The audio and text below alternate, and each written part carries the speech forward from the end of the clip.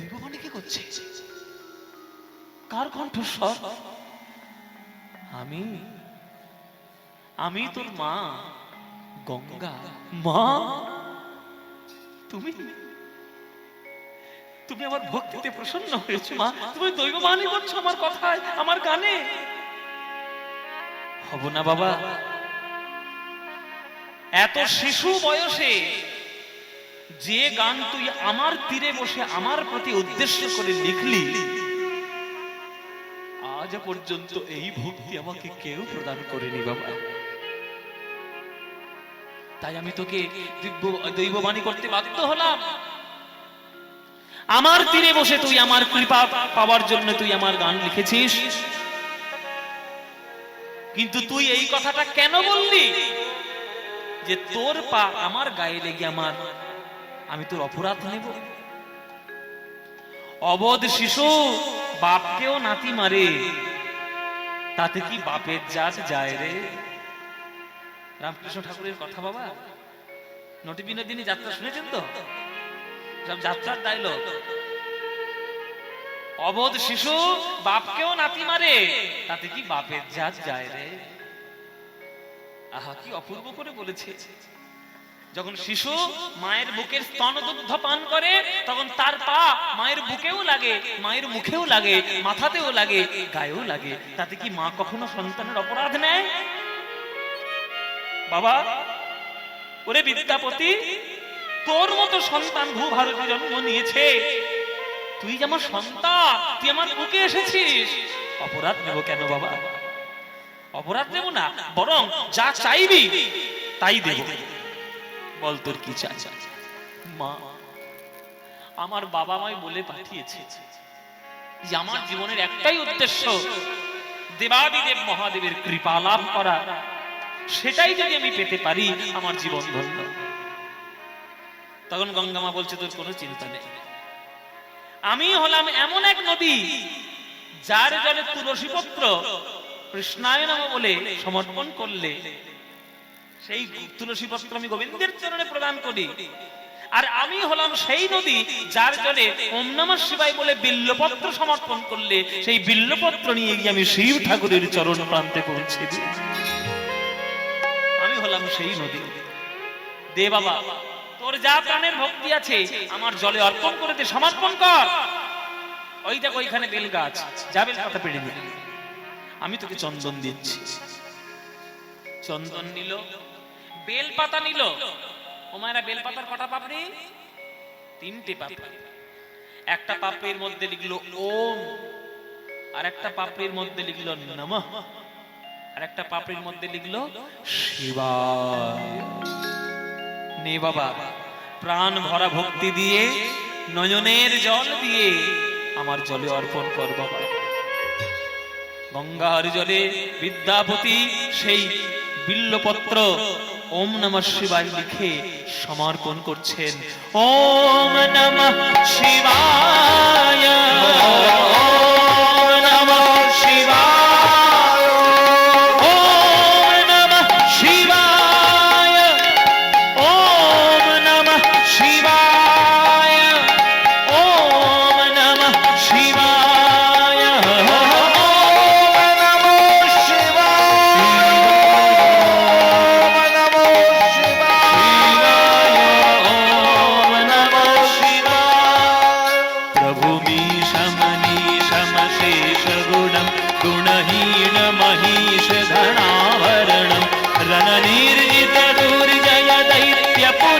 प्रणमामि शिवं शिवकल्पतरुं प्रभुमीशममीशं शेषगुणं गुणहीन महेश गणाहरणं रणनिर्जितदुर्जय दैत्यपुरं प्रणमामि शिवं शिवकल्पतरुं।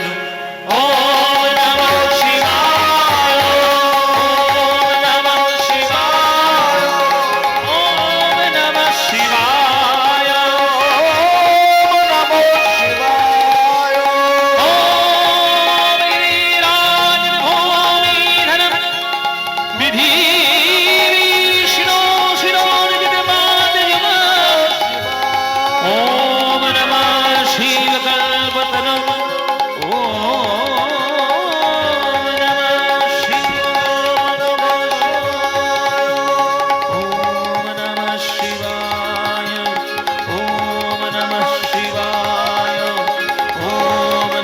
শিবায়।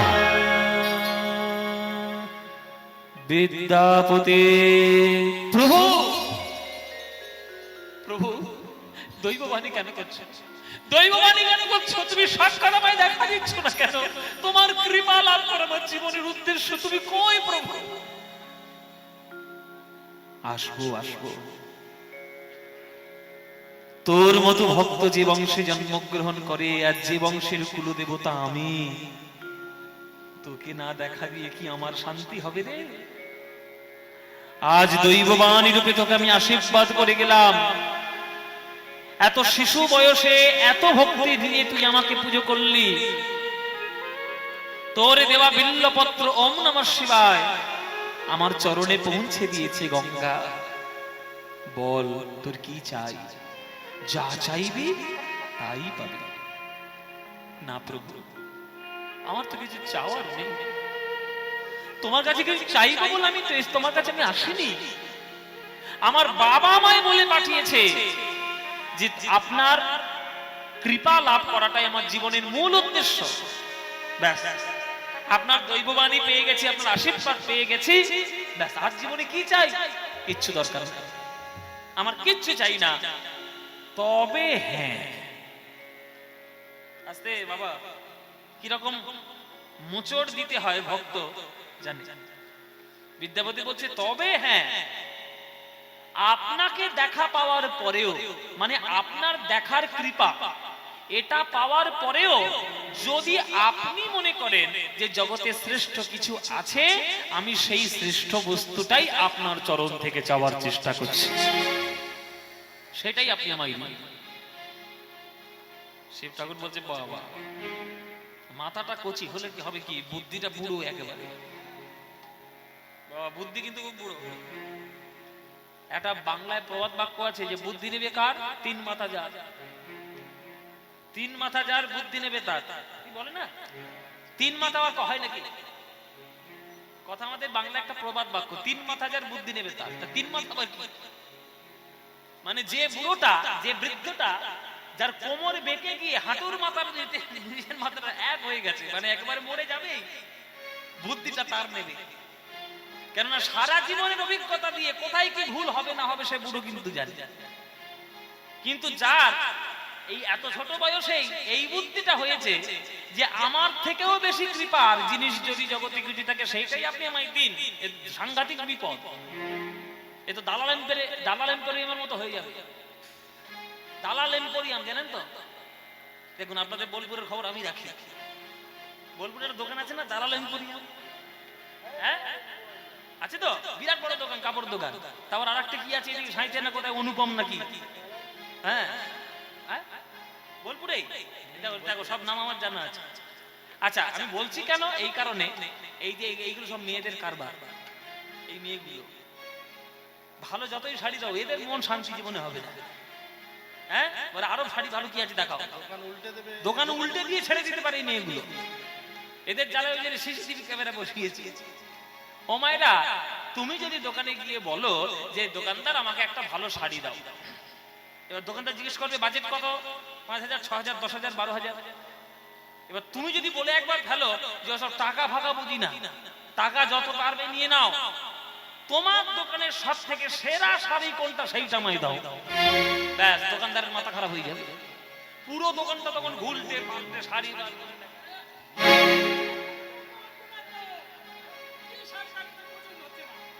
এত শাড়ি দেখালাম তো পছন্দ হচ্ছে না, সারা দোকান উল্টে দিলেও হবে না। এই বুদ্ধিটা করেছে বিদ্যাপতি। বিদ্যাপতি বলছে আপনার কৃপা পাওয়া জীবনের লক্ষ্য ছিল, পেয়ে গেছি, আর আমার কিছু দরকার নেই। আপনি যদি মনে করেন আপনার থেকেও দেখা পাওয়ার কিছু আছে বা কৃপা পাওয়ার কিছু আছে, সেইটা আমায় দিন। শিব ঠাকুর বলছে তা আচ্ছা, বিপদে পড়ল কেন? এই কথা বলতে গেছি তা কি জানি বাবা। শোন বিদ্যাপতি, একটা জিনিস কিন্তু জগতের সর্বশ্রেষ্ঠ, কিন্তু সেইটা আমি তোকে দিতে পারবো না।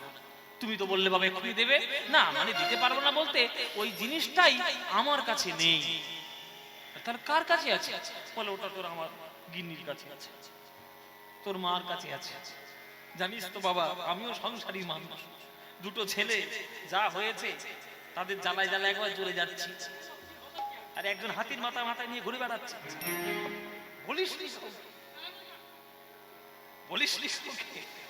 একজন হাতির মাথা নিয়ে ঘুরে বেড়াচ্ছে, হ্যাঁ, আর দিন না শুধু লাড্ডু গিলছে, আর আরেকজন শুধু ময়ূর নিয়ে ফরফর করে ঘুরে বেড়াচ্ছে। এইসব ছেলে মেয়েগুলোর পাল্লায় পড়লে সংসার হয়? আমিও তো সংসারী মানুষ, হ্যাঁ। আর যতই আমি হম্বি তম্বি করি না কেন, কর্তা যতই হম্বি তম্বি করুন না কেন, একজনের কাছে কর্তা জব্দ। বাবারা কার কাছে জব্দ আপনারা? হাড়ে হাড়ে টের পাচ্ছেন, গিন্নির কাছে জব্দ আপনারা। হ্যাঁ, আপনারাও যেমন টের পাচ্ছেন, আমিও নতুন নতুন টের পাচ্ছি।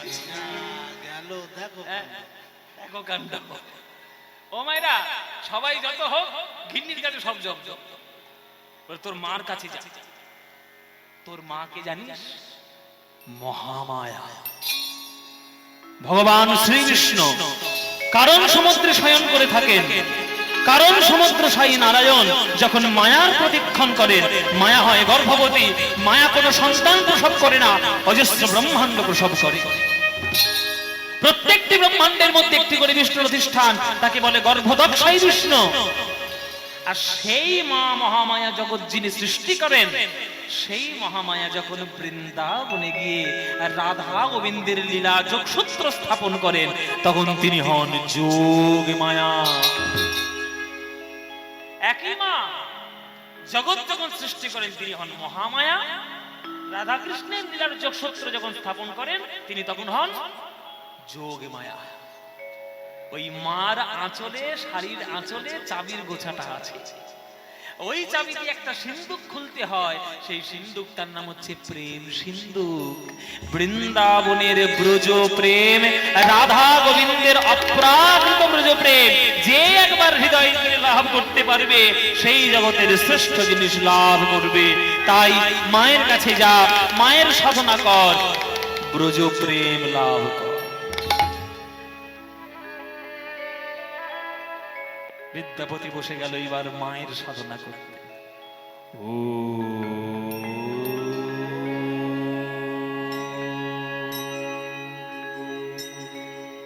বিদ্যাপতি যখন মাকে ডাকছে, তাহলে আমরাও একটু মাকে ডাকি। কি ডাকবো কি বাবা? একটু চণ্ডীর শ্লোক, একটু মাতৃ আরাধনা হোক। সবাই একটু করজোরে বসবেন, মায়েরা, মায়েরা বাবারা সবাই। আর মায়েরা যখন শ্লোকগুলো বলবো, তখন একটু উলুধ্বনি দিয়ে জোরে জোরে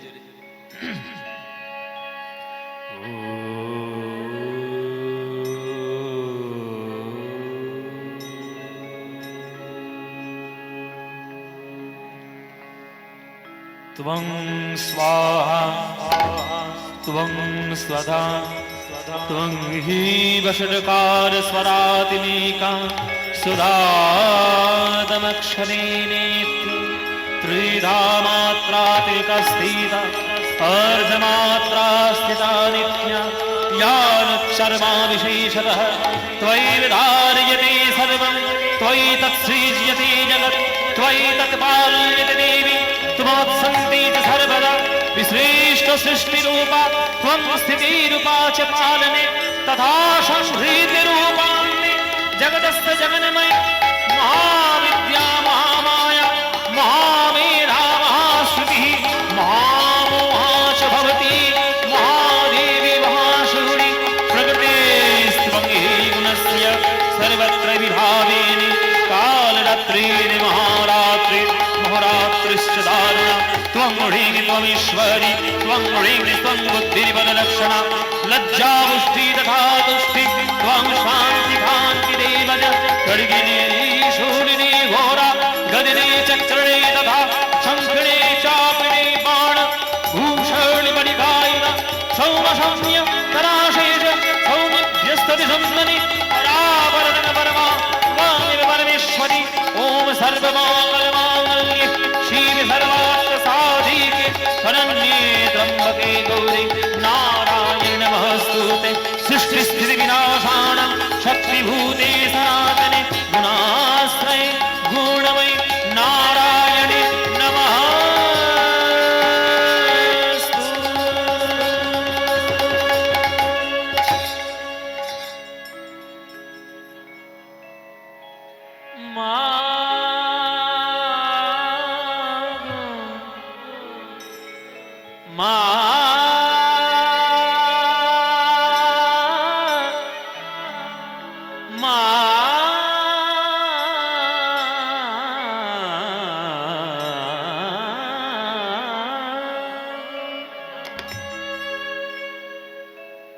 বিদ্যাপতির নিজের লেখা দুর্গার গান শুনুন। বিদ্যাপতি একটা বই লিখেছিলেন, সেই বইটার নাম হচ্ছে দুর্গা ভক্তি তরঙ্গিনী। কি বললাম? দুর্গা ভক্তি তরঙ্গিনী। এই বইটা ভাগ্যবশত গুগলেই পাওয়া যায়, ইন্টারনেটে। যদি আপনারা বাজারে কোথাও খুঁজে না পান, পিডিএফ ডাউনলোড করে নিতে পারবেন। দুর্গা ভক্তি তরঙ্গিনীর বই নিয়ম অনুসারে এখনো পর্যন্ত বিস্ফি গ্রামে মিথিলাতে পুজো হয় দুর্গা পুজো। মিথিলার যে দুর্গা পুজোটা হয় সেটা বিদ্যাপতির নিয়ম ধরে ধরে হয়। সেই বইটার নাম দুর্গা ভক্তি তরঙ্গিনী। সেই দুর্গা ভক্তি তরঙ্গিনীর একটা গান, এটা বন্দনা দুর্গার, সেটা আপনাদেরকে শোনাই। দুর্গাকে ডাকছে মা। কনক ভূধর টড়ি রাগের উপরে, শিখর বাসিনী চণ্ডিকা জয় চারুহাসিনী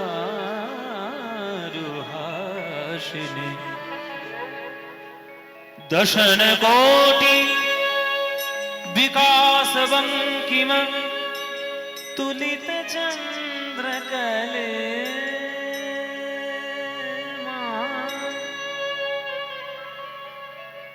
রাগটা যদি আপনাদের বুঝতে অসুবিধা হয়, তাহলে এই রাগের একটা মান্নাদের গান আছে, মান্না বাবুর গান আছে, আমাদের শ্রদ্ধেয় পরম শ্রদ্ধেয় শিল্পী মান্না বাবুর গান। রাত জাগা দুটি চোখ যেন দুটি কবিতা, লিখেছিলে মনের খাতায় অশ্রু ঝরানো লিপিকা। শুনেছেন? ওই একই রাগ এইখানে হচ্ছে, এটা দুর্গা বন্দনার মধ্যে হচ্ছে। কনক ভূধর শিখর বাসিনী চণ্ডিকা জয় চারুহাসিনী দশন কোটি विकास बंकिम तुलित चंद्र कले।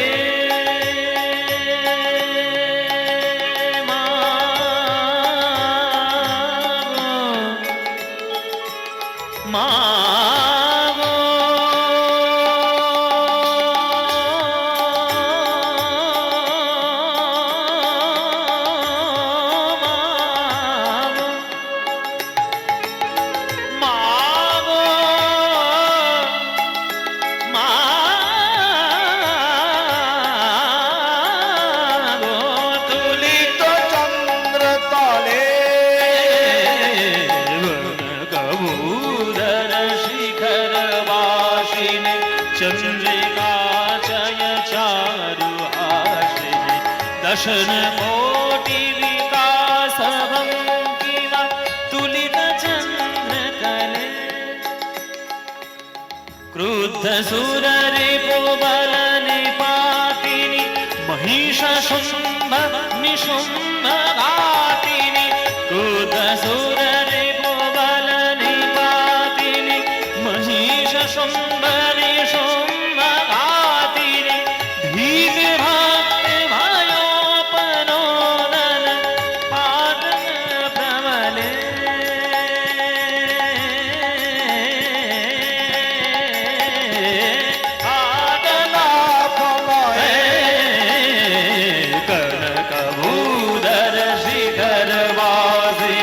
चंद्रिका चल चारुहासिनी कनकभूधर शिखर वासिनी चंद्रिका चल चारुहासिनी। धने धने धने धने धने धने धने धने धने धने धने धने धने धने धने धने धने गम गम गरे सा थोड़ी रा सारे गरे सारे गम धम गरे सारे गम ध ध ध ध ध म ध म ग गम धनि धनि ध म ध म गरे गरे सारे गम म ध म प म गरे ग प म ध म म गम गरे सारे ग प म ध म नि नि नि नि नि नि नि नि धनि नि म ध ध गम म रे ग ग सारे ग म धनि स ग रे सा ध ग ग ध ग ध ग ध ग रे ग रे सा म म म म गरे ग रे सा नि नि ध नि ध र नि नि ध ध ध नि नि ध ध ध नि नि ध तुलित चंद्र तले।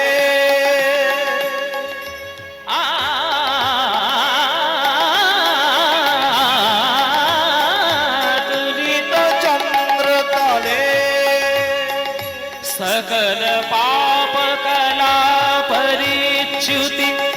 विद्यापति कृत स्तुति सकल पाप कला परिच्युति सुकवि विद्यापति कृत स्तुति तोषित शिव सिंह भूपति कामना फल दे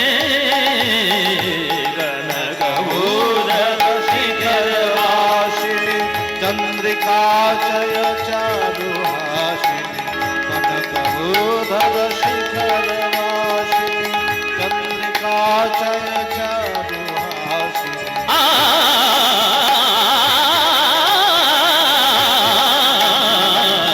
कनकबोधर शिखर वासिनी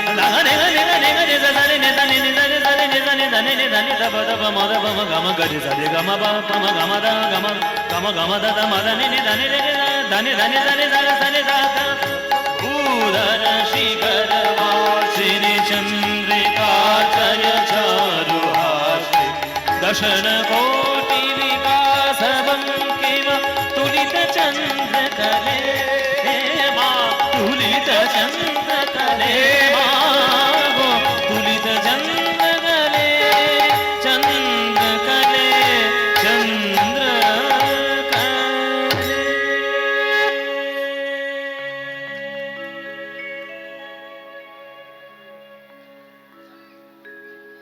दुर्गा वंदना বিদ্যাপতি মা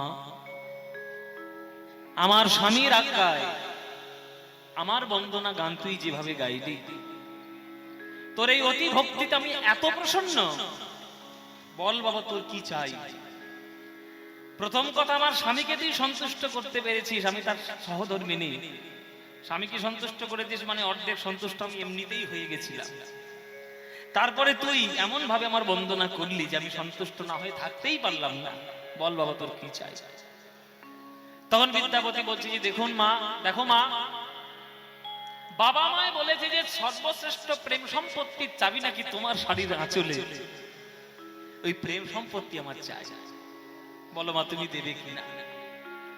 তখন দুর্গা মা বলছে ওরে বিদ্যাপতি আমি তোকে আশীর্বাদ করলাম আজ থেকে তোর কলম থেকে যেটাই প্রকাশিত হবে সেটাই জগতে অমর হয়ে যাবে আমার করুণায় তুই সকল সম্পত্তির অধিকারী হবি কিন্তু মনে তোর থাকবে গোপী প্রেম আর যখন তোর মনে হবে সেই গোপী প্রেম তুই হৃদয় দিয়ে অনুভব করে রাধা গোবিন্দের প্রেম সম্পত্তি লাভ করতে পারবি। তাহলে এখনো পর্যন্ত কয়জনের আশীর্বাদ কৃপা বিদ্যাপতি পেল মায়েরা দেখি কেমন কীর্তন শুনছেন। আমি বলেছি মাঝে মাঝে আপনাদের ঠুকে ঠুকে দেখবো কে কতটা ভালো গান শুনছো। এখনো পর্যন্ত বিদ্যাপতি কজনের কৃপা পেয়ে ধন্য হলেন বলুন মায়েরা কজন বাবা? তিনজন। প্রথম কার করুণা পেয়েছেন? মা গঙ্গা। দ্বিতীয় কার করুণা পেয়েছেন? দেবাদিদেব মহাদেব। আর ৩ নম্বর কার করুণা পেলেন? মা মহামায়া, মা যোগমায়া, মা দুর্গা। এইরকম করুণার যার জীবন তার কলম থেকে অমরত্ব সৃষ্টি হবে না তো কি সৃষ্টি হবে? দুর্গা মা আশীর্বাদ করে গেছেন তুই যেটাই বলবি সেটাই অমৃত হয়ে যাবে আর তুই যখনই মনে করবি তখন তোর মনটা হৃদয়ের মধ্যে গোপী ভাব তোর অনুজাগ্রত হবে। গোপী ভাব পেলেই সব পাওয়া হয়ে যাবে বাবা। যাও ব্যাস। বিদ্যাপতি শুরু করলো রচনা, সাহিত্য, সমস্ত কিছু কৃপা। সেই বিস্মৃ গ্রামের মিথিলা অঞ্চলে তৎকালীন তিনি রাজা ছিলেন, সেই রাজার নাম হচ্ছে শিব সিংহ। শিব সিংহ, সেই শিব সিংহের রাজ পণ্ডিত রূপে নির্বাচিত হয়েছিলেন বিদ্যাপতি। তার রাজসভার এক রত্ন হিসেবে তিনি বিরাজ করতেন। রাজসভার রাজকবি, রাজপণ্ডিত, গুরুদেব, সকল কিছু গুণের অধিকারী হয়ে বিদ্যাপতি ছিলেন। একদিন সর্বনাশ হয়ে গেল। ঘরে বসে বসে বিদ্যাপতি সাহিত্য রচনা করছেন আর রাজরানী ছুটে এসেছেন, গুরুদেব বাঁচাও। আমাদের মাচা। কি হয়েছে মা, কি হয়েছে? গুরুদেব, খাজনা দিতে পারেনি বলে দিল্লির নবাব বন্দি করে নিয়ে গেছে আমাদের মহারাজকে। শুলবিদ্ধ করার মৃত্যুদণ্ড আদেশ জারি করেছে দিল্লির নবাব। আমার বোধহয় বিধবা হওয়ার সময় হলো। আমি কোনো কিছু উপায় না দেখে আপনার চরণে ছুটে এসেছি। আপনি কিছু একটা উপায় করেন, আপনি বাঁচান আমাকে। মা, কোনো চিন্তা নেই মা, কোনো চিন্তা নেই, আমি আছি। মা দুর্গার করুণা যদি আমার উপরে থাকে, দেবাদিদেব মহাদেবের করুণা যদি আমার উপরে থাকে, আমি ঠিক আমাদের রাজাকে আমি ফিরিয়ে নিয়ে আসবই, কোনো চিন্তা নেই। এই ঘটনাটা এবার আমি যেটা বলবো, এই ঘটনা ভারতবর্ষের ইতিহাসের কোনোদিন হয়নি। কেননা ইতিহাস বলতে যেটা এখন আপনারা স্কুলে পড়ছেন, সেগুলো অনেক ভুলভাল ইতিহাস। কেননা অনেক ইতিহাসকে চাপা দিয়ে ওই ইতিহাসটাকে তৈরি করা হয়েছে, যাতে আমাদের শস্ত্র, আমাদের সংস্কার আমরা যাতে না পাই। আমাদের ইতিহাসকে দাবানো হয়েছে, আমাদের ইতিহাসকে মুছে ফেলা হয়েছে ইতিহাসের বই থেকে, যাতে আমরা আধুনিকতার নাম করে পাশ্চাত্য শিক্ষায় শিক্ষিত হয়ে আমাদের সংস্কারকে ভুলে যাই। আর বিদেশি শক্তিকে আক্রমণ দেখিয়ে বিদেশি শক্তি আমাদের থেকে অনেক উৎকৃষ্ট এটা মনে করে যেন আমাদের এই মতিভ্রমটা হয়। এই করে এখনকার দিনের ইতিহাস তৈরি। কিন্তু প্রকৃত ইতিহাসবিদ যারা, তাদের বইয়ের মধ্যে অক্ষরে অক্ষরে আসল ইতিহাসগুলো রয়ে গেছে। পৃথিবীর ইতিহাসে আজ পর্যন্ত কেউ করতে পারেনি যেটা বিদ্যাপতি করে দেখিয়েছিলেন। সেই ঘটনাই আপনাদের এখানে বলবো এবার। দিল্লির নবাব শিব সিংহকে বন্দী করে নিয়ে গেছে 2 বছরের খাজনা দিতে পারেনি বলে। শুলে চড়াবো, মৃত্যুদণ্ড ঘোষণা করে দিয়েছে, সমন জারি হয়ে গেছে। বিদ্যাপতি একটা কবি হয়ে, একটা সাহিত্যিক হয়ে, একজন সঙ্গীতজ্ঞ হয়ে দিল্লিতে ছুটেছেন রাজাকে বাঁচানোর জন্য। দিল্লির দরবার এসেছে আমাদের বিদ্যাপতি। হুজুর, সালাম কবুল করুন।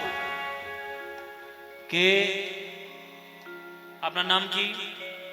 আগে আমার নাম বিদ্যাপতি। কোথায় বাড়ি আপনার? আগে আমার বাড়ি মিথিলায়। মিথিলা?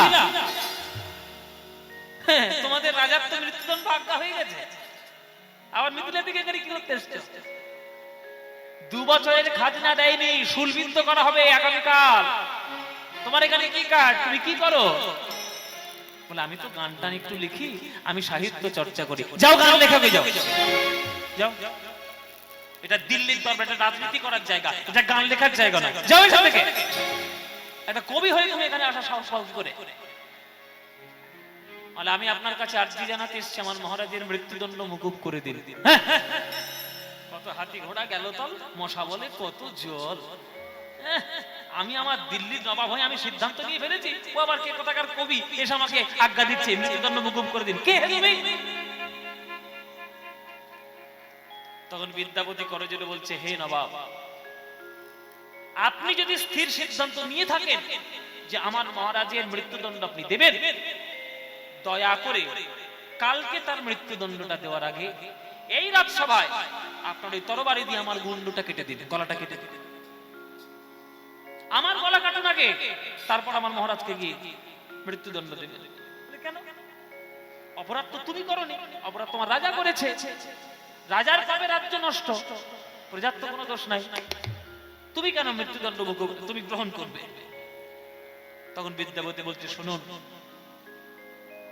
জমিতে যেমন মাটি যেমন উর্বর হলে তবে সেই জমির ধান উর্বর হয়, ফসল উর্বর হয়, সবজি উর্বর হয়।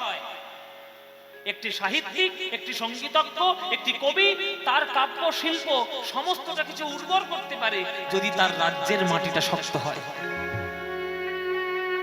আমার রাজাটাই যদি না থাকবে, তাহলে আমি কার ভরসায় আমি গান লিখবো, সাহিত্য রচনা করব, শিল্প সৃষ্টি করব?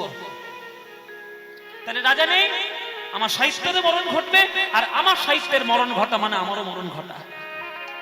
বেঁচে থেকে আমি কি করব? আমার মুন্ডু কেটে দিতে, গলাটা কেটে ফেলবে। এই কথা শুনতে একটু নবাবের একটু নড়ে চড়ে বসেছে আর কি। এরকম কথা তো আজ পর্যন্ত কেউ বলেনি। আচ্ছা ঠিক আছে, তুমি কি করো যেন বললে? আমি গান লিখি। গান মানে কবি? গান শোনাতে পারো আমায়? হ্যাঁ, শোনাতে পারি। বলো দেখি, আমাকে একটা গান শুনিয়ে প্রসন্ন করো দেখি। আমি দিল্লির নবাব, এই রাজ দরবারে আমি কথা দিলাম, গান শুনিয়ে যদি আমার মন জয় করতে পারো, তাহলে তোমার রাজার মৃত্যুদণ্ড আমি মুকুব করে দেব। শোনাও আমায় গান। বলছে ঠিক আছে, আপনি কি গান শুনবেন বলুন, কি ধরনের গান আপনি শুনবেন বলুন। বলে এদিকে এসো। হরিবল মায়েরা, একটা অনুরোধ করছি, যেসব প্রসঙ্গগুলো বলছি এগুলো খুব গভীর জিনিস, এগুলো চানাচুর নয়। খাবেন পুটপুট করে মুখে লাগবে আর খুব স্বাদ লাগবে, এর চানাচুর নয়। চানাচুর কীর্তন করা আমাদের হয় না, আমি চানাচুর কীর্তন করি না। এখনকার দিনে চানাচুর কীর্তন, মুখরোচক কীর্তন বেরিয়েছে, সব কীর্তন আমি করি না। গুরুর কাছে গিয়েছি, রীতিমতো গান শিখেছি, এখনো শিখে চলেছি। যতটুকু শোনাবো ভালো জিনিস, স্বাস্থ্যকর খাবার, খুব মন দিয়ে শুনুন। গন্ডগোল করলে আপনাদের নিজস্ব ক্ষতি। নবাব বিদ্যাপতিকে ডাকলেন, কিছু মনে করবেন না, ছোট মুখে বড় কথা। জানালা দিয়ে দেখাচ্ছে দিল্লি কোন নদীর তীরে? আপনারা সবাই জানেন বাবা, দিল্লি কোন নদীর তীরে? দিল্লি যমুনার তীরে। ওই যমুনাতে একটা রমণী সকাল বেলায় স্নান করছে। আর নবাবের একটা স্বভাব ছিল, ওই জানলা দিয়ে এই মেয়েদের স্নানগুলো দেখতে। শিক্ষার অভাব হলে যা হয় আর কি, মানসিকতার শিক্ষা তো সবাই পায় না, মনুষ্যত্বের শিক্ষা সবার হয় না। ওই জানলা দিয়ে দেখতো। বিদ্যাপতিকে ডেকেছে, জানলা দিয়ে দেখাচ্ছে যে ওই রমণী যে স্নান করছে যমুনার জলে, ওই রমণীর রূপ বর্ণনা করে আমার মনটা প্রসন্ন করো দেখি। দেখি তোমার কাব্যের কত বড় ক্ষমতা, দেখি তোমার কাব্যের কত বড় ক্ষমতা।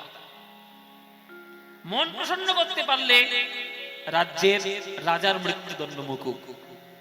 বলে বেশ, তাই হবে। সঙ্গে সঙ্গে বিদ্যাপতি যোগে মায়াকে স্মরণ করছে, মা গো, তুমি আমায় আশীর্বাদ করে বলেছিলে যখনই আমি মনে করব তখন গোপী ভাব জাগ্রত হবে। আজ বড় কঠিন পরীক্ষার সময় এসেছি মা।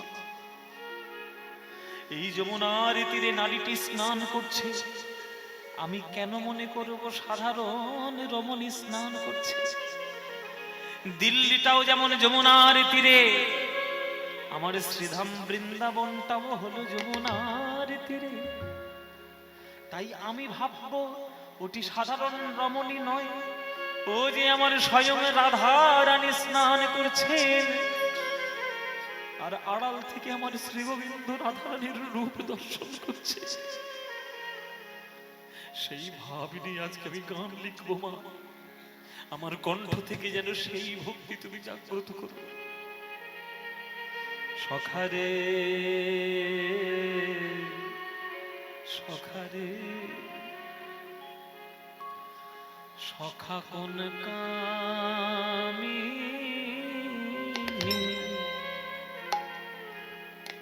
ও করয়ে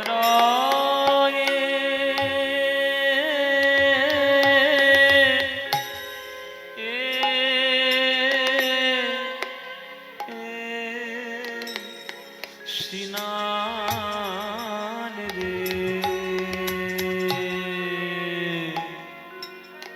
সখারে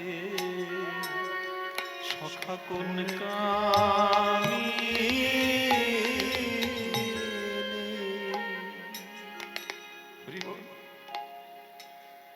কত বড় ভাব নিয়ে গান লিখছে বিদ্যাপতি।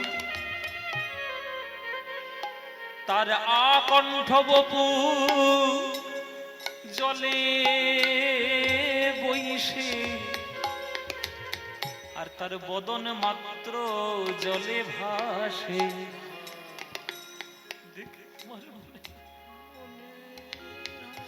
দেখে আমার মনে যেন যমুনার উপরে সোনার কমল ভাসে রে।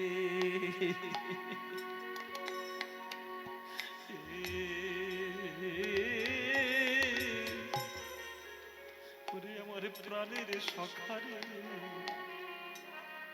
সখা কোন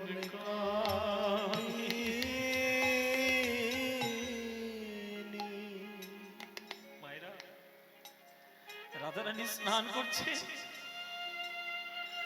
গলা পর্যন্ত দেহ তার যমুনার তলায়, আর বদনটা যমুনার উপরে। যেন মনে হচ্ছে দেখে যেন সোনার একটা পদ্ম ফুল যমুনার উপরে ভেসে উঠেছে। সেটা রাধারানীর বদন। তাই আকণ্ঠ বপু জলে বইসে, তার বদনে মাত্র জলে ভাসে। দেখে আমার মনে হয় যেন সোনার কমল ভাসে রে। ওরে সখা রে, সখা কোন কামি,